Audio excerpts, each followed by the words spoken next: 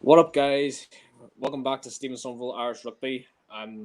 Tonight's going to be a different video. I'm going to be previewing the Rainbow Cup, as in it's going to get more closer to the time. But I've been joined by my first special guest, and you might all know him very much around the YouTube rugby community at the moment. Brandon, aka BS Rugby. Welcome to the first show, mate. Thank you very much. Excuse me. Thank you very much. It's really good to be here. Excited to talk about the Rainbow Cup, and thank you very much for having me on your channel. Yeah, no problems, Brandon. No problems. So I'm gonna pull in a wee question here before we get started, because I feel like I have to talk about this as I haven't put it up on the channel yet. We've just found out the coaches of the Lions tour, and all I want to. I'm looking at the Lions coaches team. And I think Gatland's done good here. I think Gatland has picked the right team, and I don't know about you, but do you think it's the right team going to South Africa with the amount of risks that could end up being played in terms of the right coaching, in terms of these big South African former world champions? Do you think it's the right appointments? Do you think? I think it's very interesting who he's picked. Obviously, a couple of people announced early on that they wouldn't be available. So Farrell for Ireland and Richard Cockle down at Leicester both announced that they wouldn't be available. I think Steve Tandy's an interesting one. He's done a very, very good job with Scotland. With the Ospreys, not so much. I'm an Ospreys fan, had him as a coach. By the end, it was really, really poor and really concerning. But I think you've got to say that I'm really excited by this. I think Gregor Townsend as an attack coach is really exciting to see him and see what he can do. And then Gatland, obviously, is Warren Gatland. He's a legend here in Wales. And Neil Jenkins, very experienced. Robbie McBride had a lot of success at Leinster, as you'd know, as an Irishman, but also with Wales as well. So I think it's a really good balance. A lot of people were not so happy with it, but I think of who's available that he's done pretty well. I'm quite happy with it and excited to see how we get on against the South Africans. As you say, it is going to be very, very physical. But I think there's a good balance in that coaching team. I totally agree there. I mean, I think for picking an ex-Ospreys now with Scotland, but I must say the big surprise, is Gregor Townsend's been brought to this occasion, and he hasn't gone for Farrell because obviously Farrell's coaching Ireland right now, and he's clear he doesn't want to give up the tour for Ireland in terms of being away for the team. But Gregor Townsend, do you think it's the right one? I do, yeah. I don't really know who else would have been available. As I said before, Farrell said that he wouldn't be available. He's focused on Ireland as they have their tour this summer. And it'd been very difficult to get anyone else. The only other person I thought that could have fitted into the coaching team in general is Sean Edwards, but I doubt the French would allow him to leave during partway through his contract. That just wouldn't happen. So I couldn't really see anyone else who would be picked. And again, Gatland, we all know Gatland likes to pick people, players, coaches that he's worked with before, but he seems to have done something a little bit different here. Of course, he would have had contact with Steve Tandy because he was at the Ospreys and he was at Wales, so there'd have been that contact, but they've never really worked together, and neither has him and Gregor. So it's going to be interesting to see how they both do. Totally agree, mate. I think we've picked the right choices here, and with the Lions this year, we haven't gone for the bizarre home tour. We're sticking to the plan. We're going to South Africa, but it's going to be interesting because of the numbers dropped out in COVID. How will it go ahead in South Africa? Because obviously South Africa are going to have to be playing a lot of games. Well, not a lot of games, but we'll have to get up to speed because I don't think they've played a game since the last World Cup final. And that was astonishing for me. For me, and it's all about picking the right team. I hope Scotland's done the right choice here, but I have full confidence in Ghana. He nearly wants it. He nearly went to New Zealand and won a test, so I've got full confidence in him and his team. So we're gonna get back into one day when the squad gets announced in a few weeks, but we'll skip through that as we get into our first question tonight on the Rainbow Cup, and it all kind of goes from the start when the Cheetahs and the South Africans kind of came into the Pro 12-14 in the first place to make it Pro 14. And I would like to debate this question with Brandon tonight with you. What would be the review of what you've made firstly of the Cheetahs and the South Africans, joining this league, and was there high expectations when you saw them coming into the league, or what was it like? Did you think that Cheetahs and the South Africans would compete when they first came in? It was interesting to see them join, and I'm sure we'll get into it soon about the South Africa involvement in the European game. There's been talks about them potentially wanting to join the Six Nations, and I think within the next 10 years, unfortunately, we are going to see that. I think with CBC investing so much money into the game now. But you look, let's start with the Southern Kings. They were awful. They were very, very poor. They were worse than the Dragons. Zebra beat them pretty comfortably most of the times. But then the Cheetahs were okay for a couple of, maybe one season, they were okay. They had a couple of decent players. But it seemed like the problem with the Pro 14 is there's no long-term plan at the minute, is there? There's no long-term plan with the Pro 14. I mean, the Rainbow Cup, as far, it's still going ahead, but whether the South African teams will be allowed to come in, it's going to be interesting to see that. There's been a lot of talk about that, whether they'll be able to stay in Ireland for a couple of weeks and base from there. But I thought it was really interesting move to get them in. For me, it didn't work. But it'll be interesting with these new 4 teams coming in, maybe a little bit more established in Super Rugby than the other 2 provinces were. So it'll be interesting to see how they do. I want to stick with one more question here for the Cheetahs and the Southern Kings, because I find this bizarre in a way, because when I first saw them come into the league, maybe into Pro 14, I just thought they were going to compete, if I'm being honest. Not particularly win the cup, but I thought they would add some sort of quality. But the Cheetahs did all right. But the Southern Kings, even especially when I watched Southern Kings against for Ulster, they were just crap. You know, I mean, they ended up being another separate. And you know, for me, I just thought did they do the right decision in bringing those 2 teams and not up in the quality? But which I'm going to end on here with the 2 teams. In your opinion, Brandon, where do you think it all went wrong for them? Do you think? It's a tough one. Let's start with Southern Kings first of all. I just don't think they were good enough, and you look at them and there's no progress. So let's take the Dragons, for instance. The Dragons, let's be honest, are the weaker of the 4 Welsh regions, but they are progressing under Dean Ryan. They're getting better, and I think he's a really good coach. Again, coming into a new league is very different. It's difficult. The travelling and everything like that is tough. But I just don't think the Southern Kings are good enough. The Cheetahs, I do think they could have built on it, but I just don't think that amount of travelling to play against teams who are all based in one area of the world. With Super Rugby, obviously, you've got, you had a team in Argentina, you had a team in South Africa, in Australia and New Zealand. So that was a natural, travelling. But to have a team from South Africa come to the Northern Hemisphere, similar style of rugby. South Africa plays similar style of rugby to Northern Hemisphere teams, very much built on defence. But I don't know. Again, I don't feel like the league really committed to those teams. Didn't say, right, we're going to give 5 years for these teams to really cement their place. You look at the Italian regions now. Benetton, although they lost every game this season bar 1, they were very close games, a lot of them, and they have got good players coming through. And there is a plan in place. I didn't feel there was a plan in place for those 2 South African sides, and there wasn't a 5-year plan as such. And I think that with these 4 teams coming in now, there needs to be a plan in place. Thinking, okay, this is how it's going to work.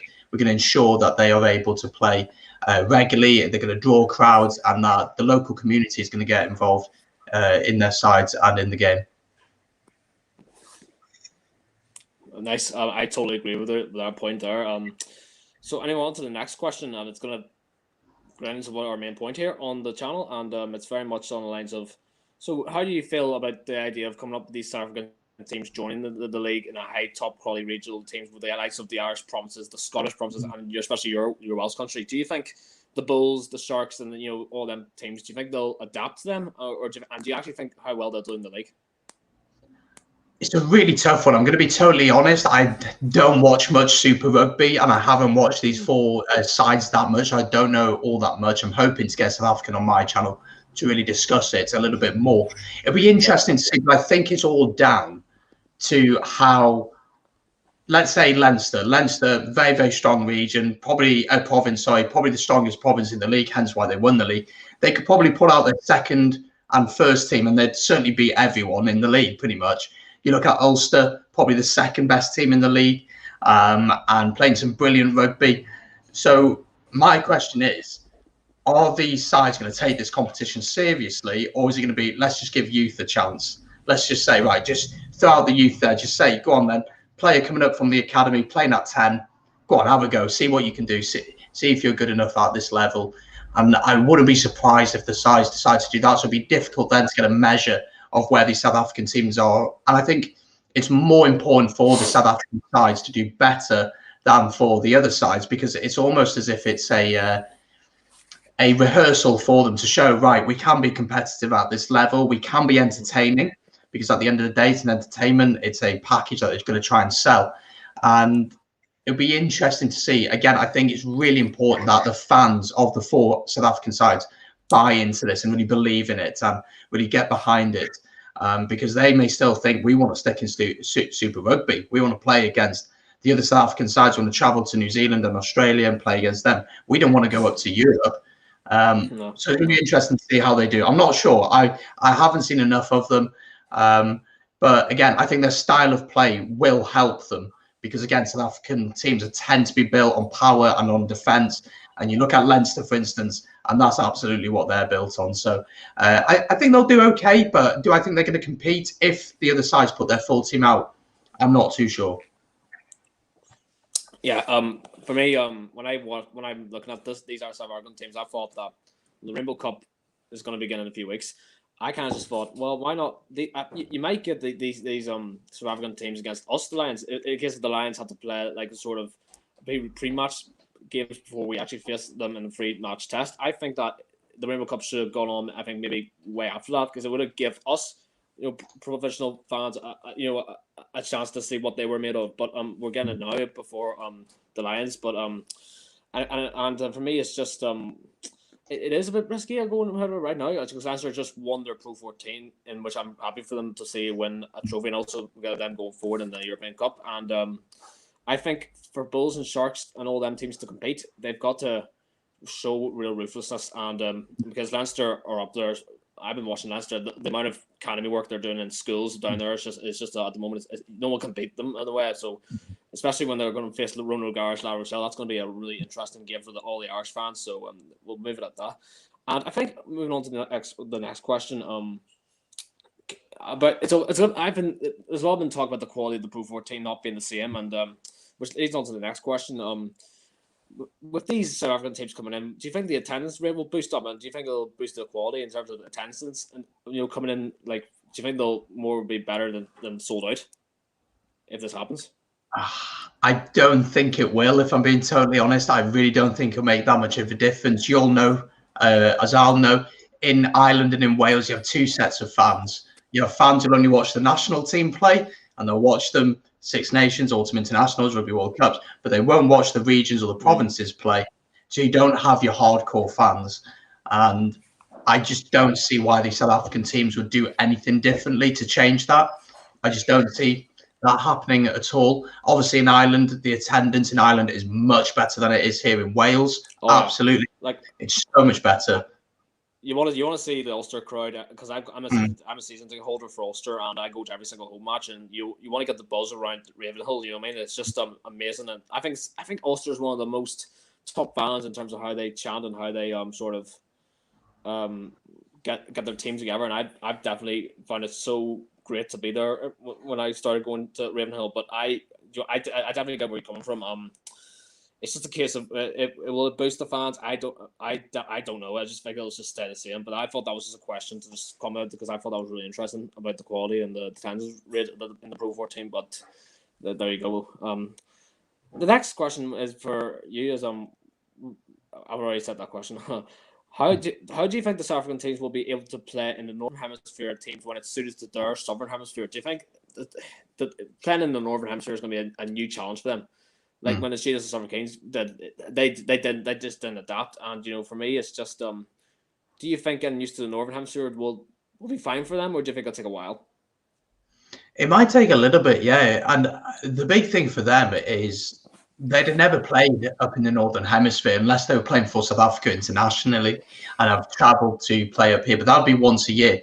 The amount of travelling that they're going to have to do is really going to take a toll on them. You don't fly across the world and feel fine. You just don't. The only good thing for them is that the time zones are the same. Pretty much, I think there's an hour difference, maybe 2 hours difference. So it's not much at all between South Africa and the UK and Ireland. So it won't be all that much of a difference. So hopefully, the jet lag won't be too bad with that. But I think they're really, really gonna struggle in the Northern Hemisphere. As I said, the style of play may help them, but traveling all that distance, going to new places, new stadiums. Again, if you go to a stadium that you have your routine, it works well, you know where you go, completely new for them. And with COVID as well, it doesn't help either, because everything is different once again. So, I think they may struggle for the first couple of weeks. But I know they face the South African sides first. They face each other as all the regions and provinces do. But then it'll be interesting once they come across how they learn to adapt and where they'll be based, etc. Totally agree there. I decided to pull up this the table of the Super Rugby here. I don't think I can find it here because I think it's really interesting to see where they've all are in terms of their standings. The Sharks are on 24 points, top with 6 wins and 1 loss. The Stormers are second place with 17 points with 4 wins and 2 losses. Also the Jaguars are 3 wins, 3 losses. I don't know. I haven't seen the Jaguars in this table, but I think it's just over 4 teams. But Bulls and the Lions are very much up there in 5 losses and 1 win. So for me, when I'm looking at this table right now, I think the Stormers and the Sharks may compete. I think at the moment I'm seeing the Bulls and Lions struggling. I'm pretty sure you definitely agree with me on that. Yeah, absolutely. You look at the Sharks, there's a few names that people would know. Sia Khaleesi, of course, World Cup winning captain, plays for the Sharks. He signed for them recently. And yeah, I just think it's going to be 2 sides going to do okay, and 2 are going to get battered every single week. Again, it's very difficult to know because I've got a feeling that, especially teams who are in Europe, that they'll just rest their main players and just give youngsters a chance. That's really what I believe is going to happen. And as an Ospreys fan, do I truly care about the Rainbow Cup? Do I truly want to win it? I'm not that bothered, if I'm honest. Yeah, maybe I'm the same. It's just I just wouldn't mind if Leinster won it again, have another trophy to their bag for it, just because I'm Irish. But yeah, I definitely agree. You know, the Rainbow Cup for me was just a surprise for me, and you were bringing the Sharks, Stormers, and the Bulls and Lions, and it's just bizarre in a way, and it's still bizarre just trying to think about it. But I think, do you know what? It's going to lead into the next few questions we're going to put up here in terms of South Africa, Europe, and the Six Nations. So I'm going to start with Europe. I think I'm going to start with Europe. It's going to give them a platform now to come into Europe if they're going to compete in the Pro 14, if it comes to Pro 16 or 17, 18, I don't know, but yeah, in terms of if South African teams are coming into Europe, do you think they'll be all right in Europe, or do you think they'll sort of like be finishing second and do all right, finishing the quarterfinal, or then they get knocked out, or do you think they'll end up being in a Challenge Cup? I think they'll really struggle in Europe. I think in Europe you got the most competitive leagues. Most of the leagues are built on defence, which is very, very different to Super Rugby. Where Super Rugby, you've got to be totally honest, is more about attacking and about going forward like that. I'd be really surprised to see them challenging at the top of the Champions Cup anytime soon. I just can't see them with South Africa. A lot of their players play in the UK anyway. You know, Sale Sharks, half of their team South African, so a lot of them. You know, you got Snyman obviously at Munster, so you got loads of big South Africans. Diolande also is at Munster. Cheslin Colby's at Toulouse. So a lot of their team actually play in Europe already, and so whether having these players coming into Europe as a team, I don't think it's going to work, and I think they're going to find it really, really tough. And they've got one game plan, which is you get the ball and you run hard. And if it doesn't work, what else do you have? You got to be adaptable. And that's why I'm so impressed by the likes of Ulster. They've got a couple of ways that they can play, and they have a different game plan. They have a plan B. And I'd worry for these South Africans if they don't have a game plan, if they don't have a plan B. They have nothing else to do. So if teams can just physically match them, then I really worry for them. I think Sean O'Farrell put actually in a good comment here. I'm going to pull it up here. He says, "We still don't know if the South African sides could travel to the Northern Hemisphere. The Rainbow Cup is mostly for the South African to get ready for the Leinster." I totally agree, Sean. I think after putting that comment up, I think what they're doing is these sides like the Lions, the Bulls, and the Sharks they're going to be ready for the Lions here in about June time, and these matches will give them the opportunity to show if they're good enough. So for me, it's just. I totally agree, Sean, on what you've said there. Which is going to put into another point. I just don't see them competing against the likes of Saracens, Clermont, or Toulouse, or Exeter for me, and it's going to be a huge challenge for them. Up and down, traveling. They're probably going to get the Cheetahs, Sovereign Kings treatment. You know what I mean? It's just probably just not good enough. And I think what the rugby guys are doing in terms of bringing these teams into our hemisphere, it's just weird and bizarre. Like if you had to say bring in Australia or New Zealand, for example, that's even more bizarre because you're taking away the Super Rugby. I mean, I think the Super Rugby is fine as it is. I just don't know why they would decide to sort of bring it here almost in overtime. I don't know about you, but do you think that's bizarre if you not just bring South Africa, but I don't want to say it, but potentially bring up New Zealand and Australia? That can't happen, can it? No, it can't happen. But it's something we're seeing in football as well. I mean, the talks of a European Super League. That's a big talk. Could we see a global club game? Like, that would be crazy. But I just don't understand For me, it. I don't know. Don't understand it. I don't agree with it. I don't agree with it. I'm a massive. I think I'm a massive football. I'm a massive Liverpool fan, and we're always in Champions Leagues, and there's no point in it. Why would you? These guys have to just keep these tournaments around, because what's the point in bringing these new things around? Because if it's not going to bring certain like revenue or sort of. It'll kind of lose the fans a wee bit if they do that, but I totally agree there. Where everyone's coming from, but we're going to move on to what this could potentially do in the next 10 years, in terms of, can we actually see? Here's the next question: can we actually see South Africa in the Six Nations in a few years? Yes, I think in the next 10 years they'll be part of the Six Nations. I'd hate to see it because they shouldn't be. But CVC is investing in absolutely everything here in the UK and Ireland. And before you know it, it'll be in the Six Nations. And, there's already talk about Six Nations going off terrestrial TV. That's the first step. It'll then be broadcasted in South Africa behind a paywall. And then before you know it, these teams will have been in the Pro 16. That'll be then for maybe 3, 4, 5 years. And then before you know it, there'll be an announcement, South Africa are joining the Six Nations. I'd hate to see it, because I think the Six Nations works well as it is. Again, the Six Nations for me should look at promotion and relegation as something they really need to look at that and have that pathway for European clubs. It's a European competition. You wouldn't expect Wales or Ireland to join the Rugby Championship. There'd be uproar about it. So I think it will happen, but do we want to see it? No, I do not. Yeah, for me, no way. I don't want to see it. It just ruins Super Rugby. Because my uncle's also a massive Super Rugby fan. He always gets me in touch with what Super Rugby is all about, and it just take away that factor. Like Argentina, as well.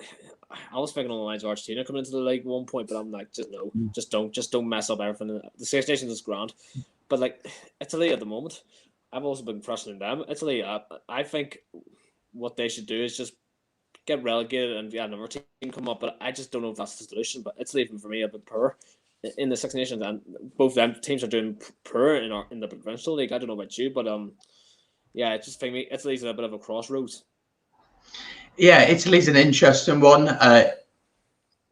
Italy defensively are horrific, or absolutely shocking and naive in defence, if I can say that. But I think going forward, they were better. At the start of the tournament, they looked okay. Although they got battered by France, they had moments where they looked okay. They looked okay against England. I felt they got tired and maybe discouraged, but I think that's because of how young they are. I mean, Galbisi's 22, Varney's 19, and they both look like good players. Monty Ione on the wing looks like a very, very good winger. So they got some good players there. I don't think Georgia would beat Italy, and Georgia are definitely the second best team behind Italy, obviously, are the best upcoming team. I just don't know whether kicking Italy out would help, but I think promotion and relegation needs to be looked at. But would the nation into it because of finance? I mean, if England had a rubbish year like they did this year and finished bottom and they potentially got relegated, would the English Rugby Federation agree to that? No, they wouldn't. So it's going to be a battle, but I'd rather see promotion and relegation than seeing South Africa anywhere near the Six Nations. Yeah, I totally agree. I think we've made some good points tonight on South Africa as a whole coming up to this league, and it's really going to be really interesting these next few games. And I don't even think these teams from Africa are playing us at the moment. They're going to be playing against each other in their own provincial, in South Africa. Bulls facing the Lions as an example. We're not getting. I don't know when we're going to get to play them, but yeah, for me, it's just this Rainbow Cup is going to be interesting, and I think we're all looking forward to getting another few rugby games coming up before the Lions, and I think that's the bottom line. I just want to pull up this last question. It's almost like a preview, almost because I think there's going to be a bit of European Cup next week. I don't think it's not this week, but it's the week after. But How do you see Leinster against La Rochelle first, against Leinster against Ron O'Gara? Do you think O'Gara's been doing a good job for La Rochelle, and do you think he'll end up winning a European Cup as a coach? Oh, winning the cups can be difficult. I think he's done a brilliant job at La Rochelle. I think the way he speaks is very, very good, and his vision for the game is very, very good. I think he's got this team working extremely well. They're very patient. They know when it's on and they go for it. They've got quality players like Levani Bottia in the centre is absolutely world class. He's so, so good. But Leinster, I was so impressed by them against Exeter, except for the first 10 minutes. Except for the first 10 minutes. They were absolutely brilliant, and their physicality, their intensity, it was pretty much at international standard. It was. I think, it's at La Rochelle. If the weather is dry, that suits La Rochelle a lot more. But if it's wet and it's not great conditions, that suits Leinster more. I think it'd be close. Obviously, running the goal is the Munster man, so that game will mean a lot to him. But I think it'll be close. Do I think La Rochelle will win the cup? No, I don't. Well, it's always good to. It'll be a chance to get obviously one of the Irish teams in no Munster are not in anymore. Even Ulster, Ulster we're going for a silverware, so I'm still crossing my fingers and hoping we can actually win and actually win a trophy after all these years of supporting Ulster. But I just hope Ronald Gar does well. But I think overall I'll go for Leinster. But I know I support all Irish teams, and there you go. I want to just before we go, I think just one more question about our provinces, Ulster and Ospreys. We're going to be facing these. I think if we face these South African teams in the somewhere down the line, how do you think we Ulster and Ospreys will cope against them in a way? Do you think we'll sort of find it weird to play against them first, or do you think if it's all right, this is how we play, it'll be just normal? I'll go with Ospreys first because they're my team. We play a very defensive style, 100%. Hopefully, the likes of Stephen Myler and Rhys Webb will be back for this Rainbow Cup, although will they get played? I'm not too sure. I think we'll cope pretty well physically. I think we might see a lot of boring games between the Ospreys and the South African sides. I think both teams play very much. Play it to the number 8 and let him run into the 10 and see what happens, and we'll build from there. And if it doesn't work, we'll kick for territory. Ulster, on the other hand, play some lovely rugby, and I think John Cooney's brilliant at 9. I think McCluskey in the centre has been brilliant. Balakoom coming back from injury has been fantastic. Oh gosh, I forget the name of Michael Lowry at fullback is brilliant as well. I think some of the rugby you guys play is some of the most entertaining in the league, and I think if you match them physically, you'll win easily. I think we did. We had this situation last year where we played some very good rugby. I always remember going down with my dad and my two uncles to the big European quarter final against Leinster, and it was at the Viva Stadium. You had 15,000 Ulster fans down there. It was sold out, but there was just something about the game that sort of you felt Ulster were going to win it, and for the whole from the start to the finish, I just couldn't watch it. It was like me just looking down and just going, oh please, can this be our day? I even had a dream of actually beating them, but it felt like for me we just got so unlucky. I thought that was our day, but it just didn't to me. I think Ulster under Dan McFarlane has sort of kind of brought this sort of mentality back of winning matches when a KL comes, and sort of even if we don't win a cup, we'll still compete. I think that's where our mindset is, and under these new owners we've got over the past few years, it's been definitely been sort of great for us as a whole, especially me going to the games. It's just been really positive, nothing negative at all. But for me, Ulster with this Challenge Cup, this is the moment to win a trophy. Even if it's not a European Cup, it's still a cup. Go and win it. Have a bit of confidence. Then I'll praise Dan McFarlane. I'll praise these new owners for coming in, because 2018 we had owners who just kept saying, well, it'll probably take us about 42 years to win stuff, and I'm just like, come on. And especially when John O'Gibbs came in for about a few games and he decided to leave after it was a whole debacle of what was going over here as well, especially with the Jackson Olding trial. For us over here, 2018 was a horrible year, but I think Dan McFarlane has just come in and just revolutionized Ulster, in a way, coming back to us winning games. But it's very much very positive. Sean O'Farrell says Leinster v Ulster is like the Crusaders versus the Blues in New Zealand. Probably is, mate. Probably is. Can't agree there. We have yet to win a game against Leinster yet, but I'm just hoping we can one day. But there you go.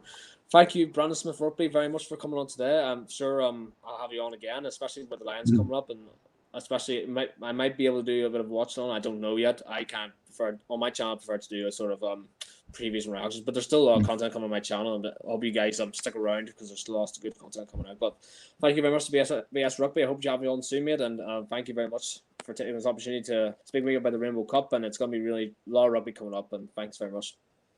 No, it's an absolute pleasure. Thank you for having me on. Thanks, Brad. Yes, thank you, Brandon. And thank you guys for watching. I'll see you guys later. To the next one. Bye bye.